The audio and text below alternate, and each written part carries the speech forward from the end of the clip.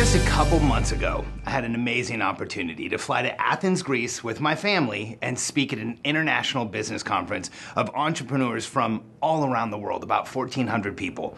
It was inspiring and exciting and so amazing to be surrounded for an entire week by people that were running their own businesses, seeing the possible, chasing down a new future. It was awesome.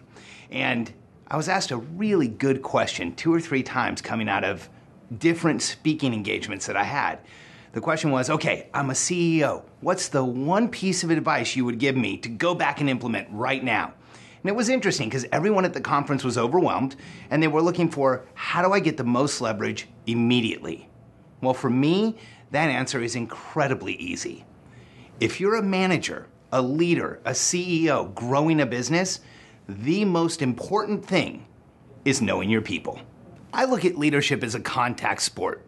By that I mean, in order to understand your company, your business, and where you're going, the easiest way and the fastest place to get a tremendous amount of leverage, move forward like crazy, is to understand your people and then work with them in the most effective way. The statistics on communication within businesses are staggering. It's estimated that 25 to 40% of every business's annual budget is lost due to miscommunication between people. 14% of every work week is wasted due to miscommunication between people. So how do you, as a leader, leverage your people and put them in the absolute best place to do as much as they can to move the business forward, feel confident, have clarity, and really get things done? It's simple. You need to understand them. Now, that might seem like I'm making a joke and making this complex topic of understanding people really way too simple, but it can be. With the tools that are available today, it can really be that easy. The Strengths Finder from the Gallup organization, or the DISC profile, or even the Myers-Briggs profiling systems used independently or together can give you an incredible view of who your people are. I'll give you some examples. Like the person who runs our content department, John Leslie, I know that if I'm working with John, there's a very specific way for me to get the best from working with him. I sit down with him, give him my ideas, show him what I want to do, show him where I think we need to go with our content, give him time, and he will come back with pure gold. Now, there's also people on my team that I know that just doesn't work for. If I'm working with Mark, who's in our marketing department, I sit down with him, I show him where I think we need to go. We actually explore it a little bit, look at what we've done in the past, determine what our next steps will be, then I give him time and we get back exactly what we need. It's different for every person in our organization, and it's really different for every person in your organization. Understanding people is crucial to success. See, there is no such thing as an awesome company. There are awesome people that all choose to work at the same company and thereby making it awesome. But companies are made up of people, and people are the biggest asset and the biggest driver to your success.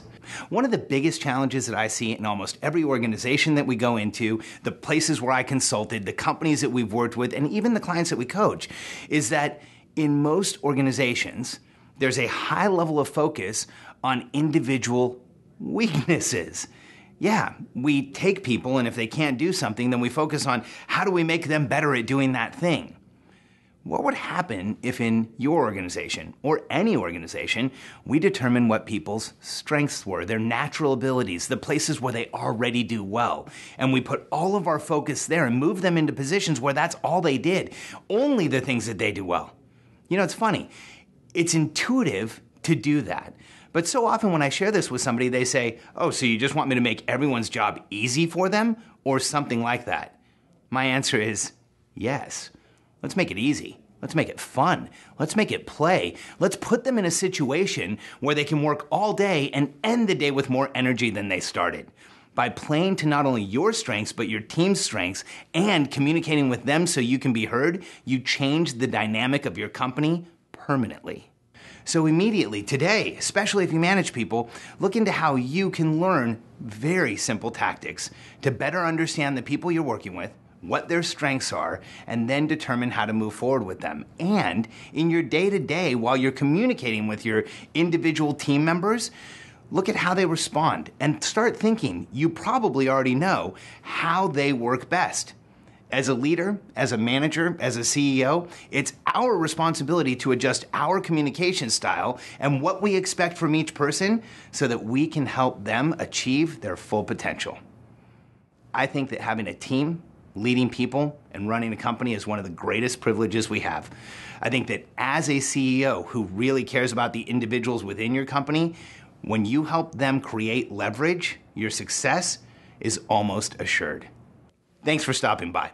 We'd love to have you as a subscriber here. If you have a minute, fill out the subscription. We will send you an email once a week with a video blog just like this to help you build a business around who you are so it will give to you indefinitely. I look forward to seeing you right back here next week.